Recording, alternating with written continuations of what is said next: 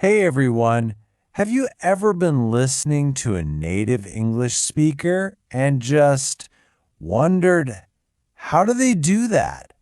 How do they sound so natural? Well, today we're going to pull back the curtain on one of the biggest secrets to fluency. You know that feeling, right? Where you know all the grammar, you have the vocabulary, but something's still missing. It's like your sentences are perfectly correct, but they just don't have that spark. It's a super, super common feeling, so you are definitely not alone. Okay, so take a look at this. On the left side, that's perfectly good English, no mistakes there.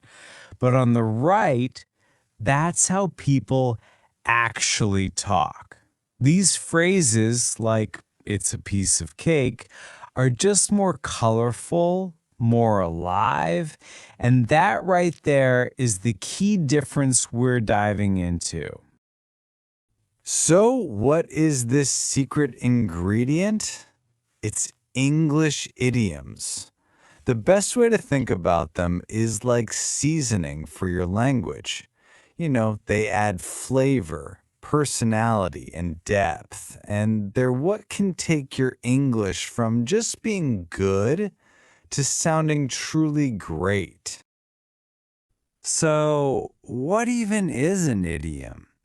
Put simply, it's a phrase where the meaning has almost nothing to do with the individual words.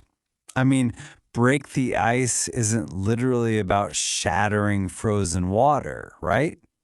It's all about that hidden cultural meaning of starting a conversation. And I love this quote because it just hits the nail on the head. It's perfect. Just like a little salt can make a meal delicious, a couple of idioms can make your conversation so much more interesting. Without them, your English can feel a little bland, but with them, man, it just comes alive. So, why should you even bother learning idioms? Well, the benefits are huge. Seriously, you're going to sound way more natural. You'll be able to express exactly how you feel, and you'll finally understand more of the jokes in movies or lyrics in songs. And maybe most importantly, you'll feel a much deeper connection to the culture behind the language. All right, enough theory. Let's get practical. Let's get our hands dirty. Here are three super common, essential idioms that you can learn right now and literally start using today. I promise they'll make a real difference. First up, a total classic, break the ice. You've probably heard this one a million times, but let's just make sure we know exactly what it means and, more importantly, how to use it right. So, breaking the ice is all about getting past that initial awkward silence or shyness when you meet somebody new.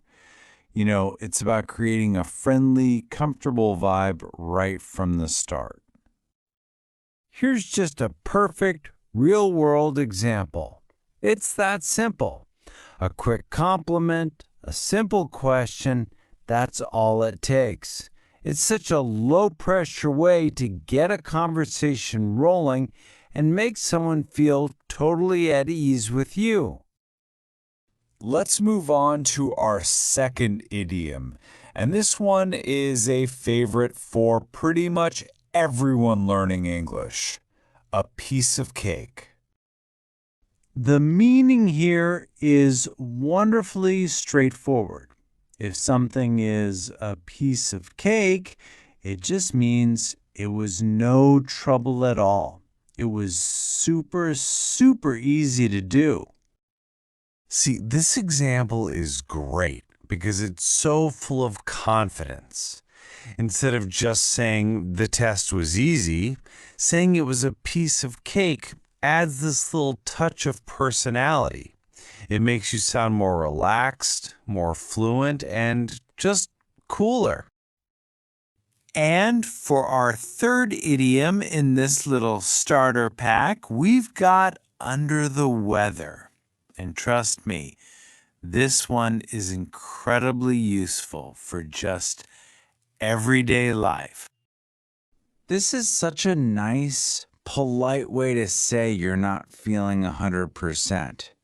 It's not overly dramatic. You're not saying you're dying. It just means you're feeling a bit sick or maybe just low on energy. Now, what's really interesting here is how common this is in professional settings, at work or at school. It is the perfect phrase to use in an email to your boss or a message to your teacher.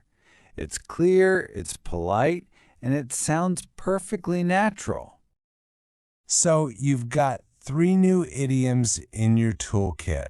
Awesome. But how do you go from knowing a few to actually using them all the time with confidence? Let's break down a really smart strategy for that. Okay, first, please don't just memorize a giant, boring list. That never works. Instead, try learning them by topic, like idioms about happiness or work. Then, challenge yourself. Try to use just 1 new idiom a day. And start listening for them everywhere, in TV shows, in songs. And of course, if you can, practice with a friend. And let's quickly talk about a few common mistakes. First, never ever translate an idiom word for word. It won't make sense. Just focus on the feeling, the overall meaning. Also, don't try to cram 10 idioms into 1 sentence. 1 or 2 in a conversation is plenty.